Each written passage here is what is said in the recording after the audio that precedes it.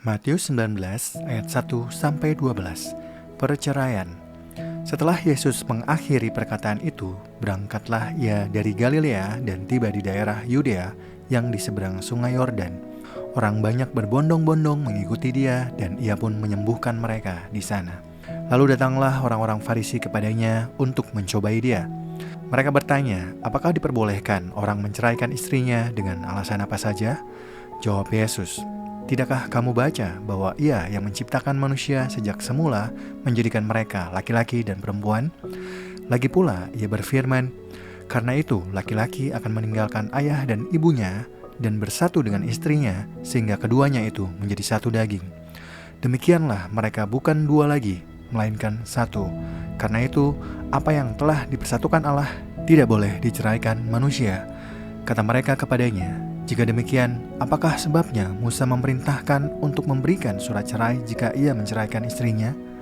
Kata Yesus kepada mereka, karena kekerasan hatimu, Musa mengizinkan kamu menceraikan istrimu. Tetapi sejak semula tidaklah demikian. Tetapi aku berkata kepadamu, siapa saja yang menceraikan istrinya kecuali karena zina, lalu kawin dengan perempuan lain, ia berzina. Murid-murid itu berkata kepadanya, jika demikian halnya hubungan antara suami dan istri, lebih baik jangan kawin. Akan tetapi ia berkata kepada mereka, tidak semua orang dapat mengerti perkataan itu, hanya mereka yang dikaruniai saja.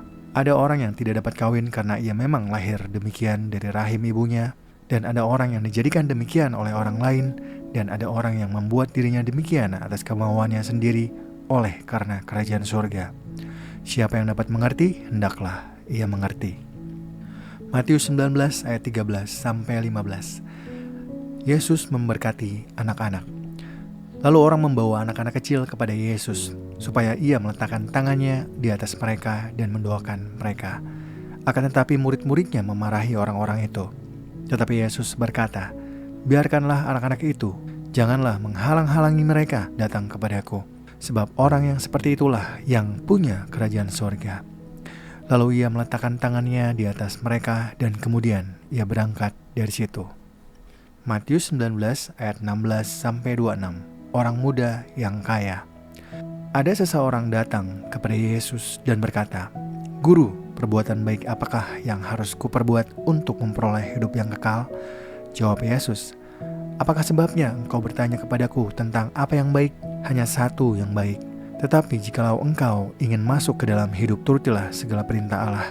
Kata orang itu kepadanya, perintah yang mana? Kata Yesus, jangan membunuh, jangan berzina, jangan mencuri, jangan memberi kesaksian palsu, hormatilah ayahmu dan ibumu, dan kasihilah sesamamu manusia seperti dirimu sendiri. Kata orang muda itu kepadanya, semuanya itu telah kuturuti, apalagi yang masih kurang? Kata Yesus kepadanya, jikalau engkau hendak sempurna, pergilah, jualah segala milikmu dan berikanlah itu kepada orang-orang miskin. Maka engkau akan beroleh harta di surga. Kemudian datanglah kemari dan ikutlah aku. Mendengar perkataan itu, pergilah orang muda itu dengan sedih sebab banyak hartanya. Yesus berkata kepada murid-muridnya, sesungguhnya aku berkata kepadamu, sukar sekali bagi seorang kaya untuk masuk ke dalam kerajaan surga. Sekali lagi aku berkata kepadamu, lebih mudah seekor unta masuk melalui lubang jarum daripada seorang kaya masuk ke dalam kerajaan Allah. Ketika murid-murid mendengar itu, sangat tercengang mereka dan berkata, jika demikian, siapakah yang dapat diselamatkan? Yesus memandang mereka dan berkata, bagi manusia hal ini tidak mungkin, tetapi bagi Allah segala sesuatu mungkin. Matius 19 ayat 27-30. Upah mengikut Yesus. Lalu Petrus berkata kepada Yesus, kami telah meninggalkan segala sesuatu dan mengikut engkau. Jadi apakah yang akan kami peroleh?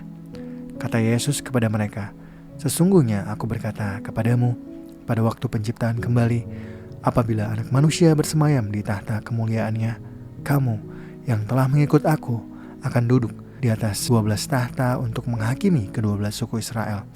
Setiap orang yang karena namaku meninggalkan rumahnya, saudaranya laki-laki atau saudaranya perempuan, atau bapak atau ibunya, atau anak-anak atau ladangnya, akan menerima kembali 100 kali lipat dan akan memperoleh hidup yang kekal. Tetapi banyak orang yang pertama akan menjadi yang terakhir, dan yang terakhir akan menjadi yang pertama.